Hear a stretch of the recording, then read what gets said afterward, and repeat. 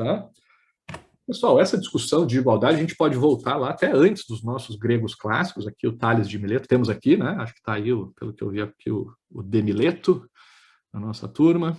Então está aí a inspiração aí para o apelido do nosso colega, né? O Tales de Mileto viveu antes lá de Sócrates, Platão e Aristóteles, né? Alguns autores consideram ele o primeiro filósofo, né, que tenta começar a entender o mundo, né, deixando de lado aquelas questões místicas, né, ou sobrenaturais, ou mitológicas lá da mitologia grega, e procura achar explicações, né, físicas, naturais ali, né, para os fenômenos do mundo. E uma das coisas que ele defende é que, e é o que meio que todo mundo que tentava fazer isso na época fazia, era tentar achar a unidade fundamental de todas as coisas, do universo, né? Eles acreditavam que tinha uma substância da qual todas as outras coisas no mundo eram feitas, né? Depois se chega no átomo, né, na ideia de átomo, que depois a gente descobriu que não era a substância, que ainda tinha, né, as partículas subatômicas, mas era basicamente isso que eles estavam buscando, o tijolinho do universo, né? Qual é a menor unidade que existe no universo, né? E o Tales de Mileto vai dizer que o início de tudo, a matéria da qual todas as coisas são feitas, seria a água, né? Ele vai ver lá que para uma semente germinar precisa de umidade. Ele vai falar também que tem, né, o efeito do calor ali junto para poder essa umidade gerar o crescimento de uma planta, mas que nós, sermos feitos em parte de água, a gente precisaria de água, né? Todos os seres e plantas e objetos do mundo teriam também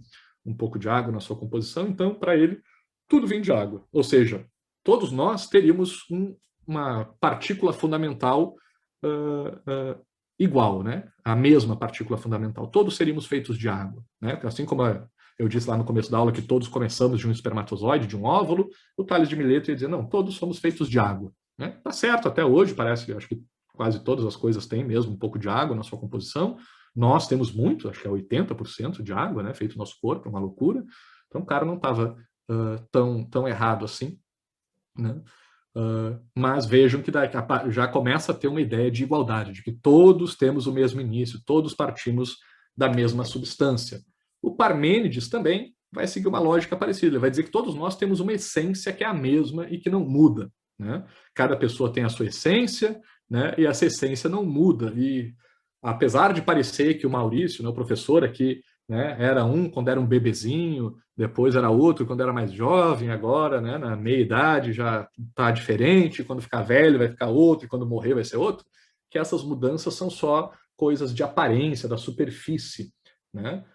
E que existiria uma essência do professor, que essa seria imutável, essa não muda nunca. O que muda são as aparências, as questões externas, a superfície. Então, todo o universo, todas as coisas no mundo também teriam sua essência imutável, né? E as mudanças, as coisas que a gente vê mudar no mundo, não seriam mudanças verdadeiras, não seriam variações, diferenças verdadeiras, mas só aparências de diferença, de mudança, né? E o Parmênides é geralmente visto como oposto do Heráclito, que acho que a gente já viu um pouco, se eu não me engano, quando a gente falou um pouco sobre a lógica pendular lá do Yin Yang, né? Que ele vai dizer, o Heráclito vai ser o oposto do Parmênides, dizendo não, que não é que todo mundo tem a mesma essência, pelo contrário, né? Tudo no mundo está sempre mudando, véio. Nada se mantém, não existe nada igual no mundo, nada, nada, nada, né? Então, é dele a famosa frase lá de que um homem não toma banho 2 vezes no mesmo rio, né? Por que isso? Né? Porque se eu tomo banho hoje, agora, num rio, e eu for voltar para tomar um banho nesse rio daqui 1 hora ou amanhã, eu já não vou ser o mesmo, né, a mesma pessoa, vou ter mudado, vou estar num outro momento da minha vida, com outras ideias, até outro corpo, né, até outras células. Tem aí estudos que falam que a grande maioria das nossas células, né, se troca, acho que é em 7 anos, acho que tem pouquíssimas células aí do nosso corpo que não são renováveis, né? Acho que quase todas são renovadas depois, num período de 7 anos, praticamente todas as células do nosso corpo teriam mudado. Quando eu vi isso, acho que falava que eram os neurônios, e acho que alguma coisa da medula óssea que não muda, mas já vi estudos que dizem que o neurônio também cria, que é mito aquela ideia de que as células neuronais, né? Neuronais, está certo isso? Não sei. Né? Os nossos neurônios que não nasceriam, que sim, parece que se recriam, sim. Não estou por dentro dos últimos estudos sobre essa área, mas, na pior das hipóteses, né? São poucas as células que não trocam. Então, nossas células estão morrendo constantemente e renascendo. Então, se eu for tomar um banho de rio amanhã, algumas células do meu corpo vão ter deixado de existir, vão ter outras. Então, o meu corpo vai ser, sim, diferente. E o rio, que obviamente, né, foi a figura escolhida pelo Heráclito por ser algo em movimento, né, se ele pegasse um lago ou um mar, né, seria uma coisa mais fechada, né, um rio já é algo que corre, né, então fica mais clara a ideia de que a água que está passando no rio agora, né, hoje, quando eu vou tomar o banho, não vai ser a mesma água que vai estar passando nesse rio daqui uma hora ou muito menos amanhã. Né? Então, por Heráclito, tudo é diferente sempre, porque está tudo sempre em movimento, mudando, nada é igual nunca. Né? Inclusive, eu já falei no semestre passado, mas ainda não encontrei, eu vi em algum lugar, algum tempo atrás, uma teoria que, se eu não me engano, tem origem árabe, lá também dessa época do Heráclito, se eu não me engano, tá? Que teria uma cultura árabe que, para eles, não existiria o número 2. Né? Nem 3, não existe nenhum número, só existem duas medidas, o 0 e o 1. Né? Ou alguma coisa não existe, né? Tipo, não tem nenhum cavalo aqui nessa sala. Então, quantos cavalos tem nessa sala? 0. Tá? Então, beleza, 0 cavalos nessa sala. Botei um cavalo nessa sala aqui, temos um cavalo. Botei outro cavalo nessa sala, esses árabes aí iriam dizer, não, botou 2 cavalos. Tem um cavalo preto e um cavalo branco, um cavalo alto, um cavalo baixo, mas não existem duas coisas do mesmo tipo, né? Porque tudo tem alguma diferença. Se eu pegar 2 laranjas, quer dizer, eu posso dizer, tem 2 frutas, mas uma é uma maçã, outra é uma laranja. Não, mas tem 2 laranjas. Eu vou dizer, tá, mas essa laranja está madura, essa laranja aqui ainda está verde. Essa laranja é mais redonda, a outra é mais tortinha.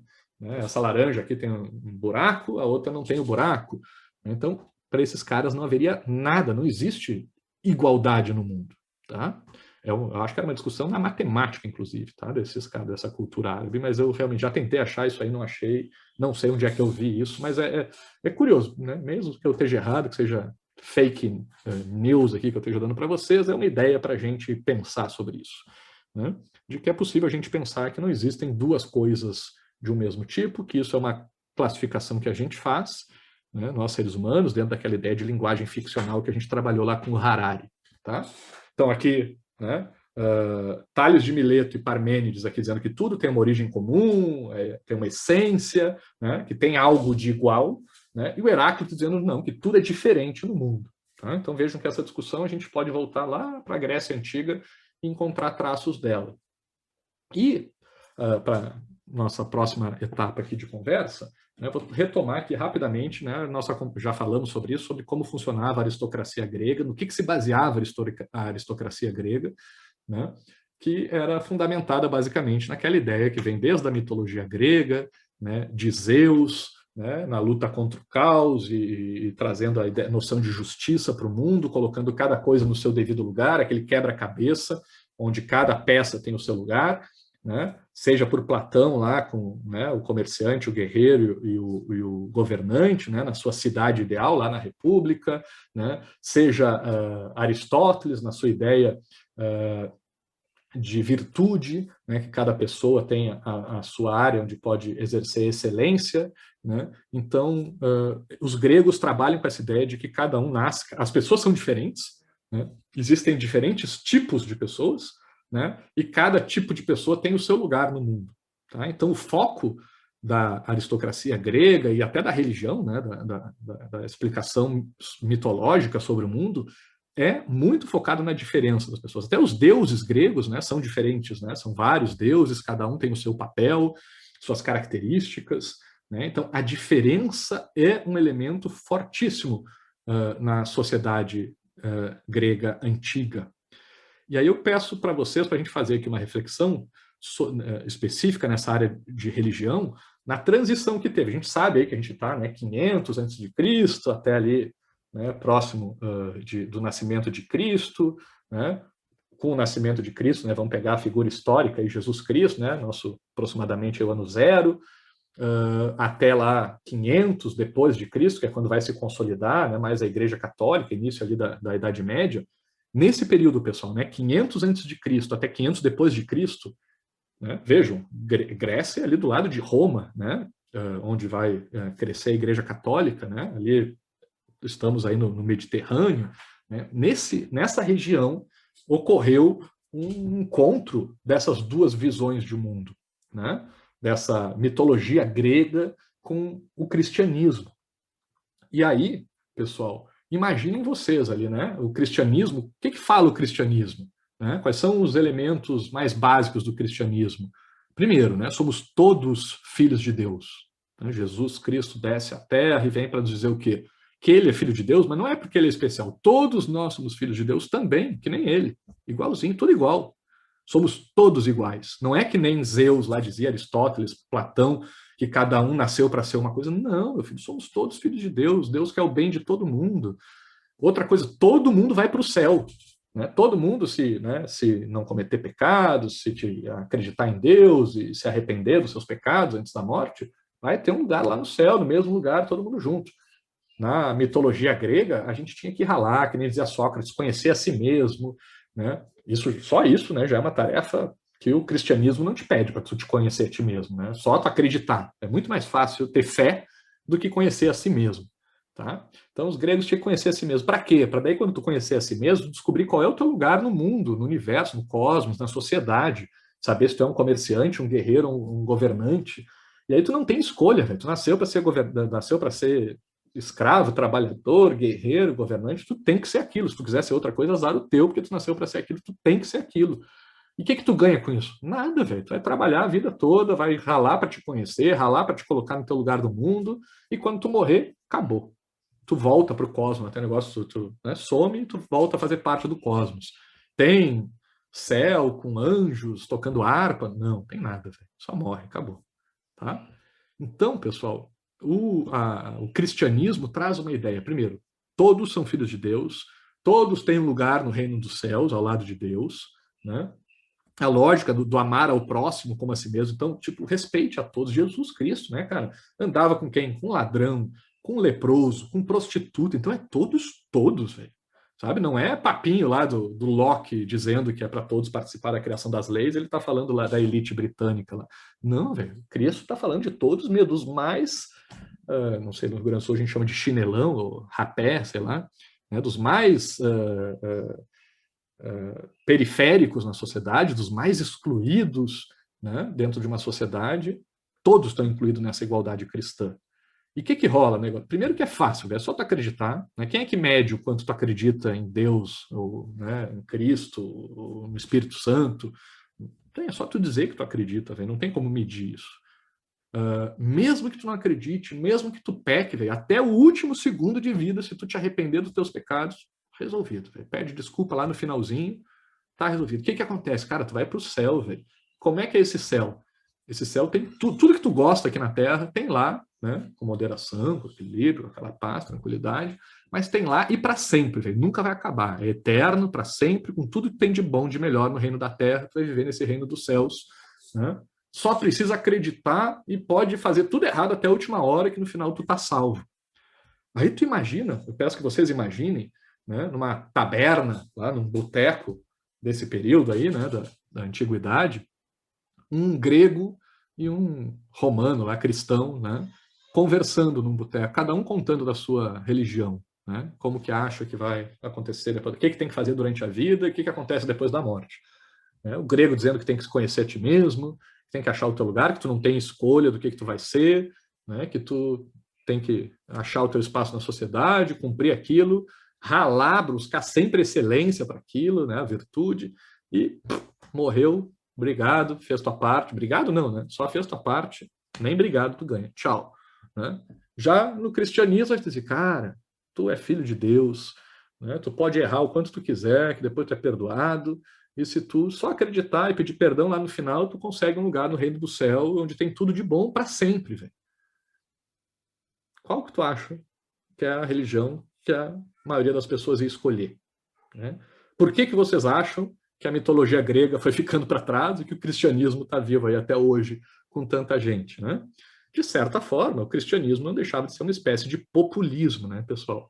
De pegar, não sei se alguém efetivamente pensou nisso, né, e planejou isso, mas era uma forma de atender a um anseio, né, de uma camada expressiva da sociedade da época, né, de ser incluída nessa lógica religiosa, né, de vida após a morte, de papel no mundo. Então, pessoal, a origem dessa ideia de igualdade, que Os gregos achavam que nós não éramos iguais mesmo, não tinha problema, não era feio dizer isso, pelo contrário, feio era não perceber isso, que as pessoas são diferentes no mundo. Né? Aí vem o cristianismo e diz, não, somos todos iguais, somos filhos de Deus. Né? Então, basicamente, seria que, né, apesar de a gente ter lá as ideias, né, como a gente viu lá do Tales de Mileto, do Parmênides, de igualdade lá na antiguidade, mas é com o cristianismo que essa igualdade se populariza na sociedade, né, e atinge a todos de forma mais prática. A gente pode pegar mais lá para frente, já depois da Idade Média, ali, Renascimento, Montesquieu fala uma coisa que é muito interessante com relação à igualdade, pessoal. Olha o que Montesquieu vai dizer. Uma pessoa realmente virtuosa iria ajudar a um estranho com a mesma velocidade que ajudaria um amigo. Né? Então, se alguém me liga de noite, diz, socorro, professor, estou passando mal, né? Parei numa blitz aqui, estou sem carro, sei lá, fui assaltado, me ajuda. Né? Montesquieu está dizendo, olha, professor, o senhor tem que acordar, sair de casa para ajudar, se for um desconhecido, ou se for o teu melhor amigo. Não interessa, tem que acordar e sair para ajudar com a mesma velocidade. É isso que faz uma pessoa realmente virtuosa. E o Montesquieu vai além. Ele vai dizer, se as pessoas fossem perfeitamente virtuosas, elas não teriam amigos, pessoal. Por quê?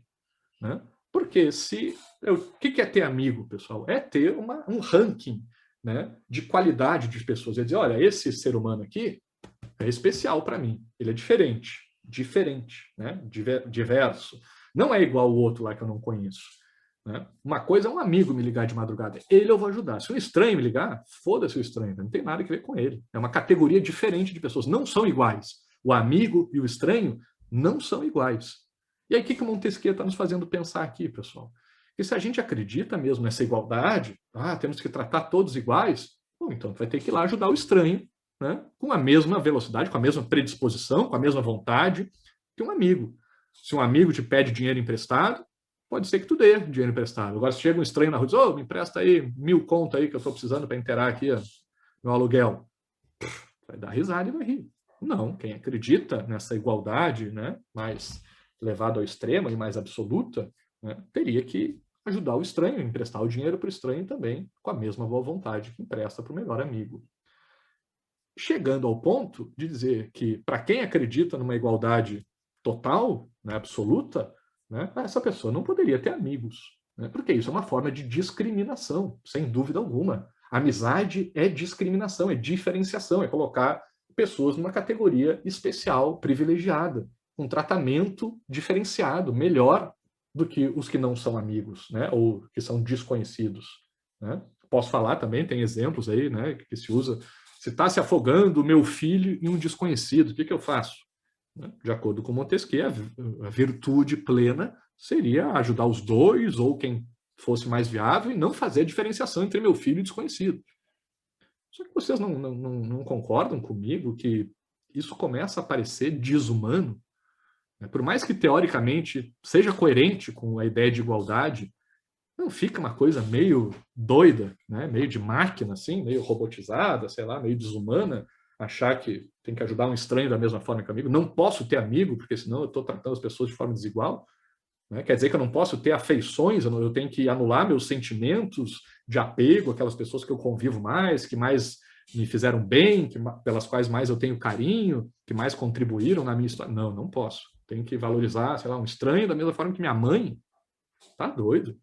Né? Parece uma coisa incompatível com a humanidade, né? Com o ser humano. Deixa eu ver o que estão falando aqui no chat. Só que essa desumana não é negativa. Depende, cara. Não sei. Tipo, primeiro, o que eu quero dizer de desumano, né? Não é exatamente, né, JK? Não é que eu estou dizendo assim que é um Deus. Cara, mas a minha pergunta é: vocês gostariam de ser esse Deus? Né? Vocês não acham que vocês estão parecendo mais com uma máquina do que, né? Uma máquina que eu digo fria, sem sentimentos, né? Sem apego? Né? Essa é a questão. Seria um desumano negativo também, de certa forma. Né? Não é essa coisa de desumano porque é o mal do outro, né? Porque eu ignoro a necessidade do outro. Não, eu levo em conta a necessidade de todo mundo igualmente. Mas isso não me desumaniza no sentido assim, de me tirar as características humanas, mesmo assim, discriminatórias, né? Que nos fazem humanos, nossas falhas humanas, né? Que nos dão essa identidade de humano. Né? Que eu acho que tem a ver com aquele exemplo do bonde lá, que a gente tenta calcular e fazer o cálculo, mas até tem um vídeo que mostra que na hora, tipo, a gente faz o que dá na cabeça, velho. Ninguém para fazer cálculo racional na hora de virar um bonde ou não, na hora, né, do susto, né? Muito difícil de imaginar que alguém fique fazendo cálculo racional, né, e avaliando qual que vai ter o maior benefício para o maior número de pessoas. Cara, a gente age no impulso, ser humano é assim. E se vê um amigo, vai salvar o amigo. Não tem aquela história de que o motorista, né, não bate o carro do lado dele, porque instintivamente, sem querer, a gente vira o carro e aí o passageiro morre mais. Por isso que é mais seguro sentar atrás do motorista num ônibus, alguma coisa assim. Nessa lógica, né? Instintivamente a gente faz. Mesmo que a gente queira ajudar os outros, a gente se protege, segue instintos diferentes. Né? A gente é falho enquanto ser humano. Isso faz parte da nossa humanidade, né? Então, essa questão, acho que, né, não tratar todo mundo de forma igual tem a ver com a nossa característica enquanto ser humano. Mais para frente, pessoal. Aí agora eu vou tratar um assunto que é essencial para a gente falar de igualdade, que é essa diferença entre igualdade formal e igualdade material, tá, pessoal? E para começar, eu vou justificar, porque se vocês forem pesquisar trabalhos sobre igualdade, vai vir essa diferenciação. O que é igualdade material? O que é igualdade formal?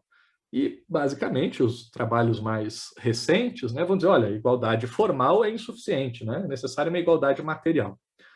Só que se esquecem, né, geralmente, a minha percepção é de entender o processo histórico, né, de valorização da igualdade formal. E para que a gente possa entender um pouquinho disso, eu trouxe aqui, né, uma ilustração, roubei, não sei de onde que eu achei essa imagem aqui, por isso não tem créditos, tá?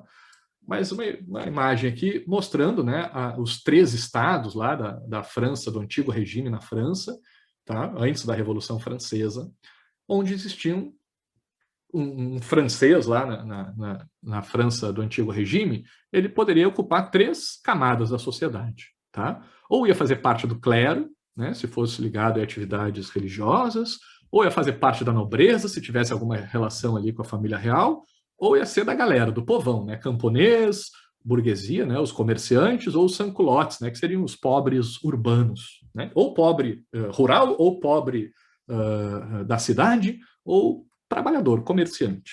Tá? Então tem essas 3 categorias. Lembrando que até parece aqui, né, com o que falava Platão lá das categorias da cidade dele, né, os trabalhadores, os guerreiros e os governantes. Tá? Parecido. Que já vem desde lá, feudalismo também tinha essa divisão muito próxima, né? Aí tinha mesmo a camada lá, a classe dos guerreiros. Mas aqui, pessoal, o importante não é só essa diferenciação, que se a gente quisesse, né, a gente podia dizer aqui também, nós temos a classe alta, média e baixa no Brasil, A, B, C, D, E, sei lá. Podemos fazer essa mesma distinção até hoje dentro da nossa sociedade, desde Platão até hoje. Mas qual é a diferença aqui do antigo regime francês? É que lá existiam regras diferentes para cada um desses grupos. Né? As leis não eram as mesmas para o clero, para a nobreza e para o povão. Né? O clero, por exemplo, aqui tem um resumo, né? Tinha direito a terras, cargos, prestígios e privilégios e não precisava pagar impostos, tinha isenção fiscal, né? Assim como a nobreza. Né? Já os camponeses, né, precisavam sim pagar impostos, né? Tinham várias obrigações, né, sociais para participar da sociedade, dentre elas a obrigação de pagar impostos. Então, onde, dependendo de qual camada da sociedade se tivesse, tinha uma legislação completamente diferente. Uma coisa, eu tinha alguns direitos, em outra classe não tinha outros direitos. Numa classe eu tinha umas obrigações, em outra classe eu não tinha as obrigações. Então, clero e nobreza não precisa pagar imposto, tem direito a um monte de coisa, camponês não tem direito a quase nada e precisa pagar imposto.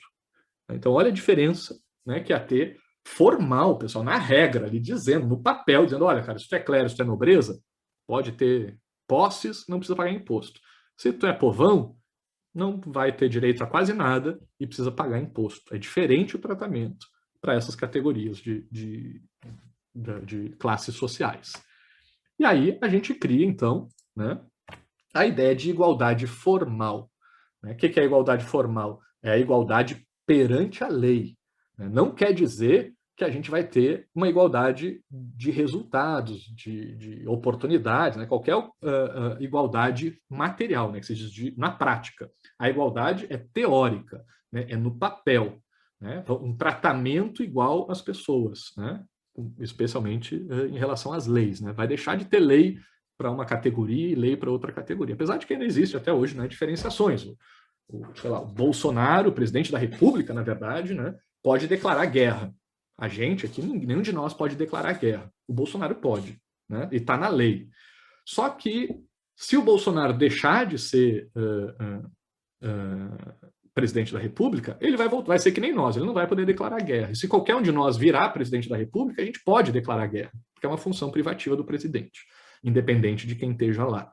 Então, existe diferenciação dentro da lei, mas não entre classes, especificamente falando, né? Não para grupos de pessoas, ainda mais se a gente entende aqui a falta de mobilidade social lá na França do Antigo Regime. Né? Quem nasceu povão ia ser povão para sempre, não pode ser nobreza nem clero. Tá? Só que tem um problema. Então, a igualdade formal resolve aquele problema anterior de ter um tratamento desigual baseado na lei, né? Sustentado, um tratamento desigual legítimo, né? Fundamentado na lei. Então, a igualdade formal, apesar de ter problemas, que é o que a gente vai falar a partir de agora, primeiro ela tem que ser respeitada como um avanço histórico lá atrás, né? Não para hoje em dia, mas pelo menos lá atrás, né? Na época das revoluções liberais, né? Como um avanço aí em comparação àquela desigualdade formal que existia. Só que o que a gente percebe com a igualdade formal? Que ela não resolve a desigualdade dentro de uma sociedade. Né? Pelo contrário, às vezes ela até reforça ou até protege as desigualdades, porque quem é rico continua sendo rico, quem é pobre continua sendo pobre, só a lei não trata diferente mais, né? Mas não ajuda o pobre a deixar de ser pobre. Tá? E aqui tem uma chargezinha aí que volta e meia aparece, né? Criticando, né, a igualdade formal, que é essa ideia de ter a mesma regra para todo mundo. Né? Então a gente diz, olha, deixa eu ver aqui os bichinhos que estão aqui, tem um pinguim, né, um macaco, um passarinho, um macaco, um pinguim, um elefante, um peixe, uma foca e um cachorro, um lobo. Né? E aí vamos dizer, fazer uma seleção justa aqui, o cara que está sentado na mesa diz, vamos fazer o mesmo teste para todo mundo. Por favor, suba na árvore. Eu não sei, pessoal, acho que, né, não sei se o passarinho conta como subir na árvore, se ele for voando, mas o macaco certamente vai ter uma facilidade. Né? O pinguim, o elefante, o peixe e a foca acho que não conseguem, talvez o cachorro consiga. Né? Mas vejam que não é uma regra justa, né? Mesmo que seja a mesma regra para todo mundo. Por quê? Porque as pessoas são diferentes, têm características diferentes, têm, né, estruturas diferentes, né? Os animais aqui nesse exemplo.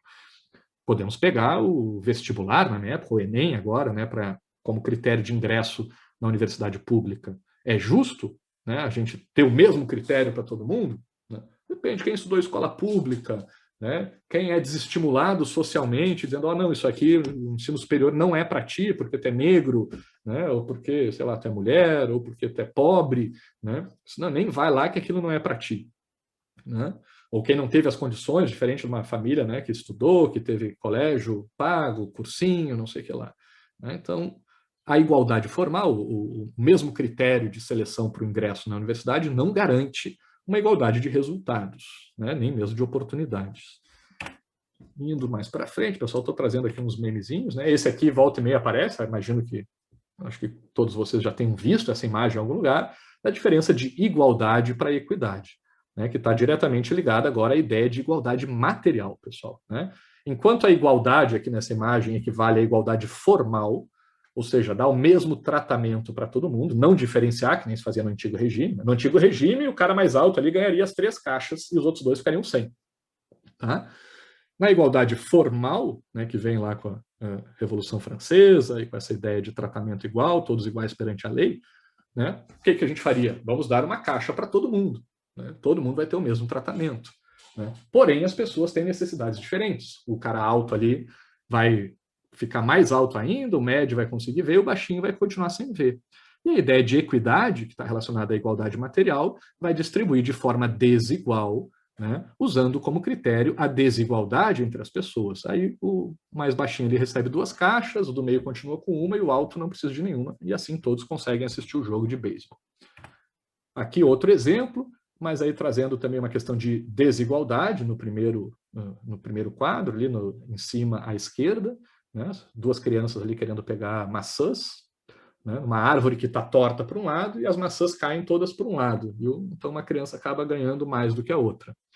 Aí a igualdade seria a gente dar a mesma escada para as duas crianças. Só que como a árvore está torta, a criança que já ganhava mais maçãs continua tendo acesso a maçãs e a outra não alcança a árvore ainda. A equidade seria a compensação dessas diferenças. Dar uma escada maior para a criança que está no lado onde a árvore está dando menos frutos. Né? Mas traz também aqui a ideia de justiça, que seria a correção do sistema como um todo. Né? Seria consertar a desigualdade do sistema, né? Desentortar a árvore para que não seja necessário o tratamento desigual. Não é mais preciso dar uma escada maior para a criança ali da direita, porque agora a árvore foi consertada. Seria a ideia de, em algum momento, a gente conseguir, por exemplo, acabar com as cotas, porque não precisa mais. Né? A gente pode acreditar que as cotas são uma boa ferramenta para corrigir a desigualdade dentro da nossa sociedade? Pode. Mas eu acho difícil que tenha alguém que ache que o ideal seja uma sociedade desigual corrigida pelas cotas. Né? Acho que todos vão concordar que o ideal seria a gente corrigir o sistema e que todos conseguissem as mesmas oportunidades de acesso para a universidade ou para empregos, né? E assim não precisassem mais das políticas afirmativas para corrigir essas desigualdades, certo?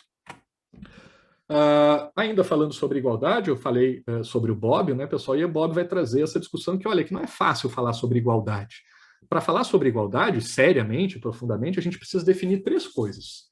Precisa definir, falar sobre igualdade, beleza. Igualdade entre quem? É igualdade para todo mundo? Todo mundo, todo mundo, todo mundo? Quem é todo mundo? Né? São todos os homens e mulheres, né?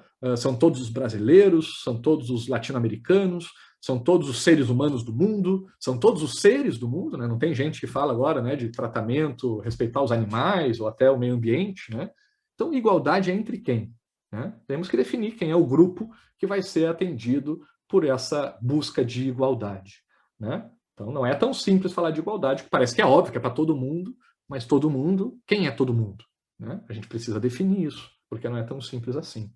Além de definir quem vai ser objeto dessa distribuição igualitária, tem que definir com relação ao que a gente vai tratar as pessoas de forma igual. O que a gente vai dar igualmente para todo mundo? É maçãs, que nem aquele exemplo anterior, é as caixinhas do outro, né? É a oportunidade de subir na árvore, é renda, né? O que a gente vai distribuir igualmente para as pessoas? Isso é preciso definir também. É para tudo? É troféu da Copa do Brasil, do Campeonato Brasileiro, da Libertadores? Ou isso não? É a nota no final do semestre, na disciplina, que vai ser distribuída igual? Ou isso não? Né? E, por último, né, igualdade com base em qual critério? Como que a gente vai estabelecer o critério de igualdade? Como é que a gente mede? Lembram lá da nossa aula sobre justiça premiativa? Qual é o critério de distribuição? É para quem mais participa, quem menos participa, né? Porque a equidade, né, com base, o critério vai ser a altura, né, o acesso à árvore, né, aos frutos da árvore, é para poder assistir o jogo, que a gente vai distribuir as caixas entre quem. Então, essas três coisas, entre quem, com relação ao que e com base no que, a gente precisa ter muita clareza antes de sair falando sobre igualdade. Né? E o Bob ainda vai dizer o seguinte, que não existe esse papo de que a minha doutrina, a minha visão é igualitária e a tua não é. Ele vai dizer, não, cara, todo mundo, qualquer visão, qualquer doutrina, tem um pouco de igualitária, tem uma parcela de igualitária. Mesmo, sei lá, se a gente pegar lá os nazistas, que é um exemplo que o Bob usa de pessoas que se baseiam na ideia da diferença. Né? Os nazistas acham que os arianos são iguais. Né? Inclusive, tinha toda uma ideia de uniformidade, o cidadão médio, né, alemão, lá, ariano.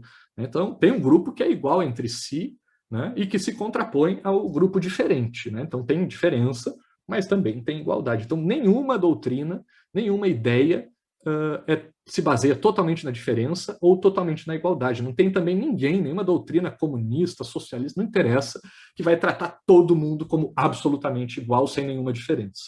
Tá? Que é o que ele chama, o Bob chama de igualitarismo, que seria uma igualdade absoluta entre todo mundo com relação a tudo. Tá? Mas ele vai dizer, né, então não tem extremos, não tem nem totalmente diferente, nem totalmente igual, é sempre uma variação. Então, o que diferencia não é a doutrina igualitária da doutrina desigualitária, né? Mas sim o grau de igualitarismo que cada doutrina tem. É isso que a gente deve avaliar em cada situação. Tá? Aqui é o que a gente já conversou no início da aula, né? As pessoas são tão iguais quanto desiguais, e o Bob fala expressamente daquele exemplo, né? De que todos morrem, mas morrem de forma diferente, todos nascem, mas nascem de forma diferentes, né? E aí ele vai trazer uma distinção que é importante aqui para a gente ir para o encerramento da nossa aula, né? Igualitários são, para o Bob, né, são aquelas pessoas que dão mais importância para semelhanças, enquanto os inigualitários ou desigualitários seriam aquelas pessoas que dão mais importância para diferenças. Então, viram, né? Não é que um é só igualdade, outro é só diferença. É uma graduação. E como que a gente mede essa graduação? Como é que a gente classifica as pessoas? Algumas pessoas vão focar mais nas igualdades, vão olhar, olha, somos todos iguais, porque a gente nasce, né, do espermatozoide, do óvulo, todo mundo vai morrer um dia, todos nós estamos vivos, todos nós fazemos digestão. Quem foca mais nisso, a gente vai considerar igualitário. Né? E quem foca mais, não, cada um nasce de um jeito, cada um tem suas características, cada um vai morrer, todo mundo morre sozinho, nasce sozinho, só eu que sei da minha vida, né? Essa pessoa vai ter um foco mais na diferença, tá, pessoal? E tem autores, então, que trabalham essas questões do aspecto social, né? O Rousseau vai ser o grande exemplo aqui de autor que trabalha as desigualdades sociais, né? Ele vai dizer que a desigualdade, né, que diferencia os seres humanos entre ricos e pobres, governantes e governados, vai ter sido a primeira fonte, né, de todos os problemas da sociedade, né, a origem de todas as desigualdades. Quando surge, né, a partir disso, a exploração e a escravidão. E quando é que surge isso para ele? Quando se inventa o Estado e a propriedade privada, lá o Estado do primeiro contrato social. Né? Ele vai dizer aqui que o verdadeiro fundador da sociedade civil, né, na verdade, ele está criticando aqui, né, o primeiro contrato social, aquele proposto lá pelo Hobbes e pelo Locke. Né? Então, o primeiro fundador da sociedade civil foi o primeiro que, tendo cercado um terreno, lembrou-se de dizer isto é meu e encontrou pessoas suficientemente simples para acreditá-lo. Aí ele vai dizer, né, quantos crimes, guerras, assassínios, misérias e horrores não pouparia ao gênero humano aquele que, arrancando as estacas ou enchendo o fosso, tivesse gritado aos seus semelhantes, defendei-vos de ouvir esse impostor, estareis perdidos se esquecerdes que os frutos são de todos e que a terra não pertence a ninguém. O que ele está dizendo aqui, gente? Né, que alguém, uma primeira pessoa, em algum momento disse, não, inventou a propriedade privada e o Estado, para proteger essa propriedade privada, cercou uma terra e disse, olha, isso é meu. Né? Aqui não é qualquer terra que ele está dizendo, ele tanto fala aqui do fosso, né? Então é um castelo, uma terra muito grande, e disse, isso aqui é meu, né? E criou a propriedade privada, né? E que ele teria encontrado pessoas simples o suficiente para acreditar nessa pessoa e aceitar isso, né? E que se não tivesse, se essas pessoas não fossem simples assim, tivesse se levantado, né? E dito, não, a gente, né, os frutos são de todos, a terra não é de ninguém, não existe propriedade privada, que isso teria poupado a humanidade de muitos malefícios, muitos problemas. Por outro lado, pessoal, né? E ele vai dizer aqui, né, ainda no contrato social, que as pessoas nascem iguais, né, e que é a sociedade que as diferencia. Né? Então é importante entender que para o Rousseau, né, como é que é? Né? O estado de natureza é uma coisa boa, porque as pessoas nascem iguais, são todas iguais, boas, bondosas, né, pacíficas, né? E o problema é a sociedade que as desvirtua, é o Estado, é a propriedade privada que vai criar essas desigualdades. Né? Então, o Rousseau é um igualitário, ele foca na igualdade das pessoas, ele acha que todo mundo nasce igual e o que diferencia as pessoas não são suas características originais de nascimento, mas sim a sociedade, né? E a forma que a sociedade organiza essa divisão entre as pessoas, né? Especialmente com base na propriedade privada, que dá mais para alguns e menos para outros. Por outro lado, né, outros autores vão focar nas desigualdades naturais. Né? Enquanto Rousseau diz que as desigualdades são frutos da sociedade, outros autores vão dizer, não, não, não, as pessoas já nascem desiguais, o espermatozoide, o óvulo de cada pessoa é diferente, né? O parto de cada um é diferente, então as pessoas já nascem com características diferentes. A gente vê isso na natureza, as pessoas não são iguais. Né? E o problema maior de todos, vai dizer o Nietzsche, né, que é a sociedade tentar igualar os outros. Né? Essa tentativa da sociedade igualar as pessoas e diminuir as desigualdades seria uma forma de vingança dos fracos contra os mais fortes. A gente já viu isso, né? O ressentimento dos fracos. Né? Então, para o Nietzsche, a busca da igualdade, o igualitarismo, seria algo mais semelhante à injustiça, né? Porque afinal as pessoas são diferentes, né? E tratar as pessoas iguais seria algo injusto. Né? Então, o igualitarismo seria mais injusto do que justo.